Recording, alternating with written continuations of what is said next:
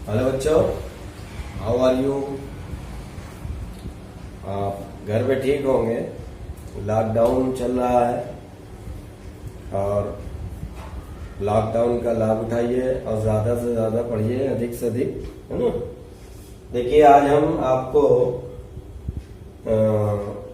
Physics part 1 का दूसरा lesson electric flux and Gauss theorem की स्टार्टिंग करने चल रहे हैं और पूरे वीडियो को ध्यान से देखिएगा। देखिए, फिजिक्स एक ऐसा सब्जेक्ट होता है जिसमें जितना ज्यादा प्रैक्टिस करेंगे, जितना ज्यादा एक्सरसाइज करेंगे, उतना ही ज्यादा आपको बेनिफिट मिलेगा। और जहां तक कुछ बच्चों का कमेंट्स आया था कि सर नोट्स नहीं बन रही है, तो देखिए नोट्स ऑनलाइन में तो बड़ी दिक्कत होती है, लेकिन हम आज नोट्स बनाने के भी थोड़ा सा ध्यान रखेंगे। मैं बोलूंगा, आप वीडियो को पॉज करके नोट्स बना सकते हैं। तो मैं आलम सर, मेरे साथ बने रहिए। तो देखिए, Gauss theorem, electric flux and Gauss theorem, ये इलेक्ट्रोस्टैटिक का दूसरा लेसन है। इससे पहले वाले लेसन में आपने इलेक्ट्रिक चार्ज और इलेक्ट्रिक चार्ज इंटेंसिटी पढ़ा और उसके तमाम डेरिवेशन पढ़े और मैंने न्यूमेरिकल भी बताया। लेकिन आज ये दूसरा लेसन स्टार्ट हो रहा है, तो इससे रिलेटेड कुछ टर्म आप देखिए, तब आपको ये समझ में आएगा। जैसे पहला टर्म है एरिया वेक्टर। ये एरिया वेक्टर क्या होता है? क्षेत्रफल सदिश, इसको हम हिंदी में कह सकते हैं क्षेत्रफल वेक्टर। क्या कह सकते हैं? क्षेत्रफल वेक्टर। क्षेत्रफल वेक्टर। देखिए, वेक्टर का मतलब होता है सदिश राशि, स्केलर क्वांटिटी। देखिए, एरिया, किसी भी प्लेन का जो एरिया होता है उसके एरिया के साथ एक उसकी डायरेक्शन जुड़ी होती है, इसलिए उसको हम एरिया वेक्टर कहते हैं। हर समतल के, हर प्लेन के, हर सरफेस के एरिया से उसका डायरेक्शन जुड़ा होता है। जैसे हम एक हाथ देख लेते हैं, जैसे हथेली देखिए आप, ये हथेली का ये प्लेन है, तो ये इसका क्या है? एरिया है। लेकिन इसका जो डायरेक्शन है, तो इसके प्लेन के परपेंडिकुलर आउटवर्ड होगा, यानी इसका जो डायरेक्शन होगा ये आउटवर्ड माना जाएगा। अब इसी हथेली को हम ऐसे कर दें, तो आप देखिए एरिया जो है वो वही है, लेकिन अब इसका डायरेक्शन चेंज हो गया। अब इसका डायरेक्शन आप देखिए, पहले ऐसे था, अब ऐसे हो गया, इस तरफ डायरेक्शन। इसी हथेली को हम ऐसे कर दें, तो अब इसका डायरेक्शन इधर हो जाएगा। तो कहने का मतलब ये हुआ कि हर एक, जैसे ये बुक ही देख लीजिए, ये बुक है, एक प्लेन है, तो ये इसका एरिया है, इसका जो डायरेक्शन है वो आउटवर्ड परपेंडिकुलर डायरेक्शन में ऊपर की तरफ होगा। इसी को हम ऐसे कर दें, तो अब इसका डायरेक्शन चेंज हो जाएगा। तो बुक का है या किसी भी जो प्लेन का जो एरिया होता है, मतलब एरिया से उसका डायरेक्शन जुड़ा होता है, तो इसी वजह से इसको एरिया वेक्टर कहते हैं। और किसी भी एरिया वेक्टर का जो डायरेक्शन होता है उस प्लेन सरफेस के परपेंडिकुलर डायरेक्शन में आउटवर्ड यानी बाहर की तरफ होता है। जैसे मान लीजिए ये एरिया, तो इसका जो ऊपर की तरफ होगा, ये इसका डायरेक्शन जो होगा वो ऊपर की तरफ होगा। और अगर हम इसको ऐसे कर देते हैं तो इसका डायरेक्शन इस तरफ हो जाएगा, ऐसे हो जाएगा। इस तरफ कर देते हैं, इसका डायरेक्शन ऐसे हो जाता है।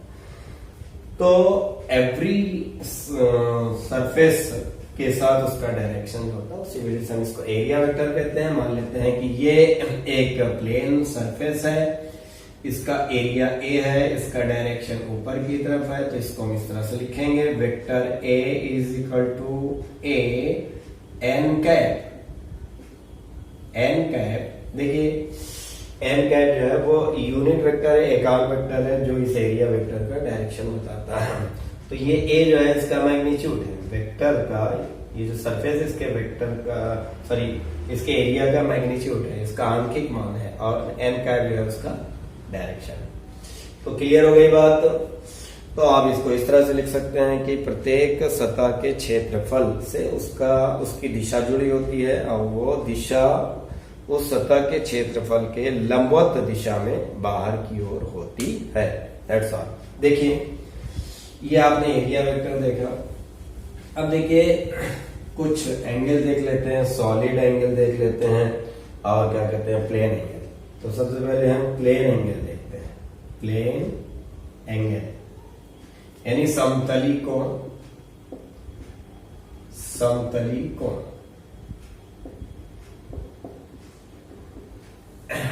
देखिए, प्लेन एंगल, समतली कोण। देखिए जैसे ये एक सर्कल है, ये एक वृत्त है, वृत्त का कोई आर्क यानी चाप जैसे ये ले लिया, ये सेंटर है, इसका कोई आर्क सर्कल के सेंटर पर जो एंगल सस्पेंड करता है, मतलब बनाता है, उसी को प्लेन एंगल यानी समतली कोण कहते हैं। तो ये हो गया आर्क, चाप जिसको बोलते हैं। मान लेते हैं ये डेल्टा एस है, ये सेंटर हो गया, ये रेडियस हो गया उसकी आर, है ना। तो ये थीटा हो गया या डी थीटा हो गया, डेल्टा थीटा हम कह सकते हैं। तो delta theta is equal to हो जाएगा डेल्टा एस अपॉन आर। ये देखिए, यानी कहने का मतलब ये हुआ कि एक सर्कल का कोई चाप, इसको ध्यान से सुनिए, एक सर्कल का कोई चाप यानी आर्क वृत्त के सर्कल के केंद्र पर जो एंगल बनाता है, जो कोण बनाता है, उसी कोण को हम क्या कहते हैं, वृत्तीय कोण कहते हैं, समतली कोण कहते हैं, प्लेन एंगल कहते हैं। और इसको हम कैसे लिखते हैं, डेल्टा एस। देखिए ये जैसे ये सर्कल है, ये उसका चाप है, यानी ये सेंटर है, यहाँ पर मिला दिया जाए तो ये इतना जो आर्क है, इतना एंगल बना है डेल्टा थीटा। तो ये डेल्टा एस है, ये रेडियस आर है, तो डेल्टा एस अपॉन आर। इसका जो यूनिट होती है वो रेडियन होती है। क्या होती है, रेडियन होती है, डेल्टा थीटा। देखिए जो एंगल होता है वो डायमेंशन लेस क्वांटिटी होती है, मतलब उसका कोई डायमेंशन यानी विमा नहीं होती है, यानी सूत्र नहीं होता। देखिए डेल्टा एस क्या है, ये एल हो जाएगा, इसका डायमेंशन क्या हो जाएगा, डायमेंशनल फार्मूला क्या हो जाएगा, एल हो जाएगा। रेडियस का भी क्या हो जाएगा, एल हो जाएगा, तो क्या हो जाएगा, एल से कट जाएगा, तो ये डायमेंशन लेस हो जाएगा। कोई भी एंगल हो, सॉलिड एंगल इसके बाद आएगा, वो भी क्या हो जाएगा, डायमेंशन लेस, विमाहीन होता है। देखिए अगर हम पूरा चाप ले लें, पूरा एंगल ले लें, ये पूरा सरफेस, तो कितने डिग्री का एंगल बनता है, 360 का बनता है। क्यों, थीटा ले लेते हैं, theta is equal to delta S upon R. तो डेल्टा एस यानी पूरा अगर हम दें, पूरा इसका वृत्त की जो परिधि है, सर्कमफ्रेंस है, तो डेल्टा एस की जगह क्या रखेंगे, 2 पाई आर। 2 पाई आर, जैसे डेल्टा एस है तो ये पूरा लेंगे तो कितना होगा, 2 पाई आर बटे आर, आर से आर कैंसिल हो गया, 2 आर या 360, है ना, पाई की वैल्यू 180 होता है। तो ये हो गया पूरा एंगल देखा जाए तो ये 360 हो जाएगा। तो ये वृत्तीय कोण हो गया, प्लेन एंगल हो गया, है ना।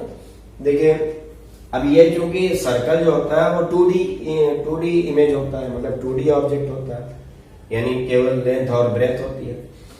अब 3D ऑब्जेक्ट लिया जाए, 3D वाला कोई सरफेस लिया जाए, है ना, सर्कल 2D सरफेस है, 3D सरफेस ले लिया जाए जैसे स्फीयर। तो अब हम पढ़ेंगे घन कोण। क्या पढ़ेंगे, घन कोण, सॉलिड एंगल। देखिए सॉलिड एंगल क्या होता है, ये 3D सर्फेसेस के लिए है, जैसे स्फीयर। देखिए किसी स्फीयर, कोई स्फीयर ले लिया जाए, जैसे स्फीयर के सरफेस पर कोई हम एक छोटा सा एरिया ले लें, और ये सरफेस स्फीयर का क्या होगा, सेंटर होगा। इसको अगर हम यहाँ से मिला देते हैं तो आप देखते हैं यहाँ पर एक एंगल बन जाता है, यानी स्फीयर के केंद्र पर, गोले के केंद्र पर, यानी गोले के पृष्ठ के, इसको डिफिनीशन देख लीजिए, डिफिनीशन लिख सकते हैं, गोले के पृष्ठ के किसी भाग द्वारा, ये गोले का पृष्ठ है, गोले के पृष्ठ के किसी भाग द्वारा, छोटा भाग, किसी भाग द्वारा गोले के सेंटर पर, केंद्र पर बनने वाले एंगल को कोण को हम घन कोण कहते हैं। क्लियर हो गया। गोले के पृष्ठ पर, ये पृष्ठ है गोले के पृष्ठ पर स्थित किसी भाग द्वारा गोले के केंद्र पर, सेंटर पर बनने वाले कोण यानी एंगल को हम घन कोण कहते हैं। तो हमने ये गोला बनाया। ये देखिए गोला और स्फीयर में फर्क है। Sphere has 2 dimension, sorry sphere has 3 dimension and circle has 2 dimension. यानी सर्कल में सिर्फ लेंथ ब्रेथ होती है और गोले में लेंथ ब्रेथ और हाइट तीनों होती है, जैसे फुटबॉल वगैरह। तो गोले के पृष्ठ पर तो इसको लिखते हैं ओमेगा से। तो अब ये पूरा एंगल नहीं बन रहा, छोटा एंगल बन रहा, तो इसको हम डेल्टा ओमेगा लिख सकते हैं या डी ओमेगा लिख सकते हैं, है ना। एक छोटा सा भाग है तो डी ओमेगा लिख सकते हैं। और ये जो हमने लिया है स्फीयर यानी गोले के पृष्ठ पर जो छोटा से भाग लिया है उसका क्षेत्रफल हम ले लेते हैं डी, और ये गोले की रेडियस हो जाती है, क्या हो जाती है, आर, है ना। तो ये जो डी है वो गोले के पृष्ठ पे लिए गए छोटे से भाग का क्षेत्रफल है, छोटे से भाग का एरिया है। तो अगर हम पूरा सरफेस का एरिया लेंगे तो 4 पाई आर स्क्वायर हो जाएगा। तो डी ओमेगा जो होगा वो d omega is equal to D A upon are square होगा। D A upon are square. D omega क्या है, गोले के केंद्र पर बनने वाला एक छोटा सा स्मॉल सा सॉलिड एंगल है।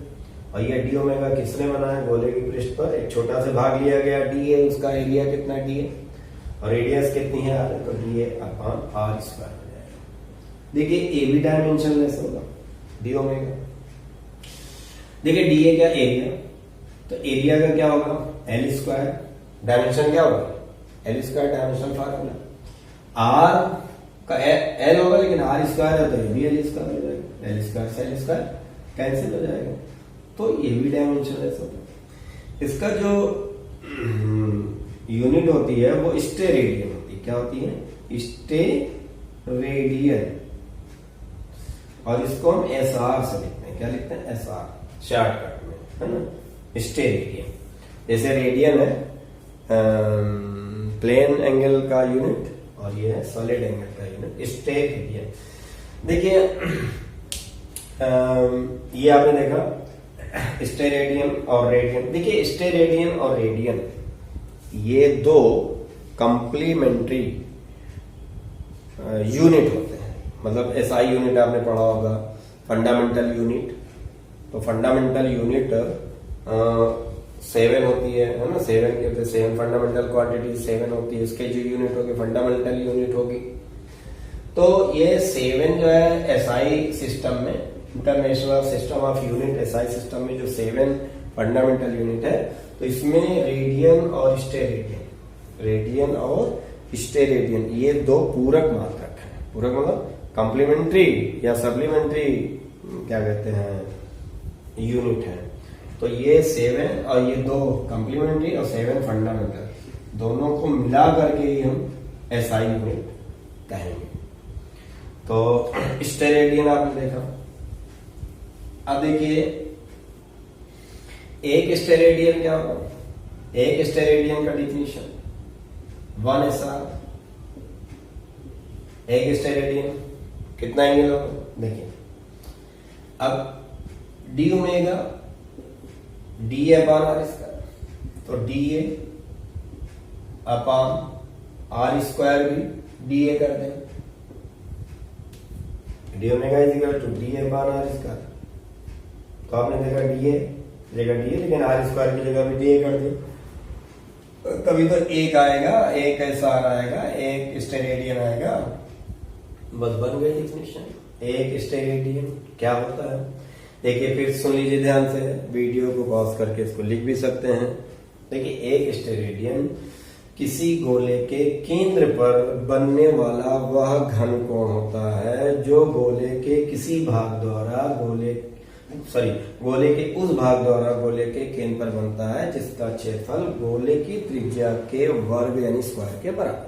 फिर से सुनिए एक बार, एक स्टेरेडियन गोले के केंद्र पर बनने वाला वह घन कोण होता है जो गोले के उस भाग द्वारा गोले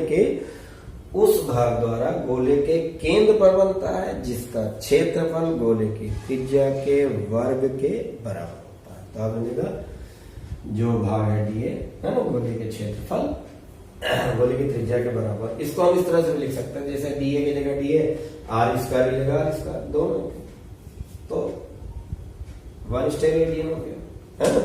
इसका क्षेत्रफल गोले की त्रिज्या के स्क्वायर के बराबर होगा, या गोले की त्रिज्या आर स्क्वायर बटे आर स्क्वायर कर सकते थे। अब देखिए टोटल घन कोण देख लेते हैं। संपूर्ण घन कोण क्या होता है? संपूर्ण घन कोण, कंप्लीट सॉलिड एंगल, संपूर्ण घन कोण। देखिए संपूर्ण घन कोण, अभी आपने देखा गोले के जो सरफेस पर है हमने एक छोटा सा एरिया ले लिया, तो संपूर्ण घन कोण क्या है? गोले के संपूर्ण पृष्ठ द्वारा, टोटल सरफेस द्वारा, गोले के टोटल सरफेस द्वारा, संपूर्ण पृष्ठ द्वारा गोले के केंद्र पर बनने वाला घन कोण संपूर्ण घन कोण कहलाता है। यानी पूरा ये डी की बजाय पूरा क्षेत्रफल ले लिया जाए। तो अब डी संपूर्ण घन कोण को हम ओमेगा से लिख सकते हैं। जैसे डी ओमेगा छोटा से था, संपूर्ण बन गया, पूरा बन गया ओमेगा। डीए की जगह संपूर्ण क्षेत्रफल, गोले का संपूर्ण क्षेत्रफल, जैसे कि एक छोटा सा क्षेत्रफल था, गोले का संपूर्ण क्षेत्रफल बटे आर स्क्वायर, त्रिज्या का स्क्वायर, रेडियस का स्क्वायर। बताइए गोले का संपूर्ण क्षेत्रफल क्या होता है? 4 pi r square, 4 pi r square बटे आर स्क्वायर। तो आर स्क्वायर से आर स्क्वायर कैंसिल हो गया, तो 4 पाई, या हम 720 डिग्री कह सकते हैं। तो गोले के केंद्र पर, गोले के स्फीयर के सेंटर पर जो टोटल एंगल बनता है वो है 720 डिग्री, यानी 4 पाई रेडियन, 4 पाई, इतना संपूर्ण। तो देखिए आपने देखा। देखिए थोड़ा सा अगर मान लीजिए सॉलिड एंगल को थोड़ा सा और क्लियरिफाई कर देते हैं। जैसे मान लीजिए हमने ये सरफेस लिया, स्फीयर का एक भाग है, ये सेंटर है ना, ये ऐसे मिला दिया, तो ये क्या हो गया? घन कोण हो गया। ये देखिए तो ये हो गया क्या? डी ओमेगा हो गया। ये जो एरिया हो गया है ना,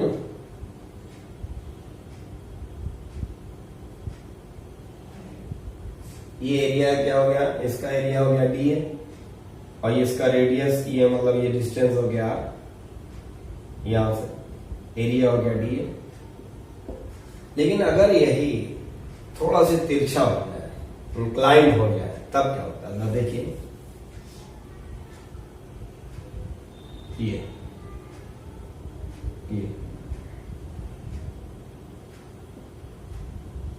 थोड़ा सा तिरछा हो, तो हम इसको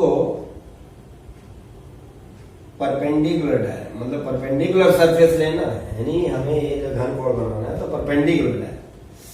तो ये अगर अब ये एरिया, मतलब ये पहले ऐसे था, देखिए पहले ऐसे था, अब ये थोड़ा सा तिरछा हो गया था। ये ऐसे था पहले, परपेंडिकुलर था, अब ये सरफेस जो है वो थोड़ा सा तिरछा हो गया, ये ऐसे जा।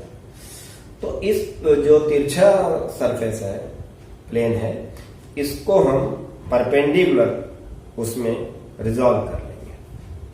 हाँ, तो ये इसका एरिया डी ए था,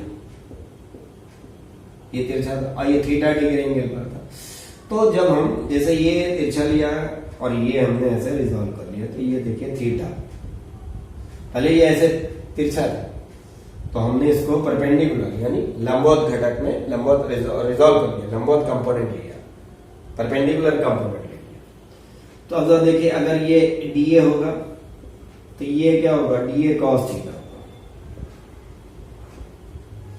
क्योंकि ये आप देखिए राइट एंगल बन रहा है, तो ये हाइपोटेनस हो जाएगी, बेस हो जाएगा। तो ये देखिए ये हो गया आपका डीए कॉस थीटा। तो अगर इंक्लाइंड सरफेस है, तिरछा सरफेस है, तो उसको आप परपेंडिकुलर कंपोनेंट में रिजॉल्व करने के बाद ही लीजिएगा। ओमेगा, तो अब हो जाएगा D omega is equal to D A cos theta upon are square, D A cos theta upon are square, मतलब इसके लिए निकाला गया है। लेकिन इसको जो तिरछा था ऐसे इंक्लाइंड सरफेस था उसको हमने रिजॉल्व कर लिया किसमें, परपेंडिकुलर लंबवत घटक में, तो हमें लंबवत घटक ही लेना है। तो अब D omega D A upon are square था, तो अब ये वाला क्या हो जाएगा, D A cos theta upon are square steradian, right. तो यहां तक आपने देखा। देखिए अब इसके बाद हम इलेक्ट्रिक फ्लक्स चलते हैं। तो देखिए इलेक्ट्रिक फ्लक्स जैसे मैग्नेटिक फ्लक्स था उसी तरह से इलेक्ट्रिक फ्लक्स है। मैग्नेट से मैग्नेटिक फील्ड लाइन निकलती हैं, इमेजिनरी लाइन होती है, आपने पढ़ा होगा हाई स्कूल में। तो इसी तरह से इससे पहले वाले लेसन में आपने पढ़ा है कि एक इलेक्ट्रिक चार्ज होता है, तो इलेक्ट्रिक चार्ज से इलेक्ट्रिक फील्ड लाइन निकलती है। तो ये इलेक्ट्रिक फील्ड लाइन प्लस वाले से, है ना, बाहर की तरफ जाती है, प्लस वाले से बाहर की तरफ, और नेगेटिव अगर चार्ज है तो बाहर से इलेक्ट्रिक फील्ड लाइन कहाँ आती है, अंदर की तरफ आती है, आपने पढ़ा देखा है। तो इलेक्ट्रिक फ्लक्स इसी इलेक्ट्रिक फील्ड लाइन से रिलेटेड है। तो अगर यही इलेक्ट्रिक फील्ड लाइन किसी सरफेस से होकर के पास होती है तो उसी को हम इलेक्ट्रिक फ्लक्स कहते हैं। तो आज आपने ये जानकारी ली, तो इलेक्ट्रिक फ्लक्स के बारे में इसके बाद के अगले वीडियो में हम आपको बताएंगे। देखिए ये दूसरा लेसन चल रहा है, इसको ध्यान से देखिए। इसी वजह से अब हमने डिफिनीशन भी बताना स्टार्ट कर दिया। आप क्या कहते हैं, वीडियो को पॉज करके डिफिनीशन लिख सकते हैं, और इसको ज्यादा से ज्यादा प्रैक्टिस करिए। प्रैक्टिस करेंगे तभी आपका बेनिफिट होगा। और चैनल को सब्सक्राइब, लाइक और शेयर जरूर, कमेंट आपके आने चाहिए, और सब्सक्राइब कीजिए, शेयर करके दूसरों को बताइए। Okay, thank you, have a good day.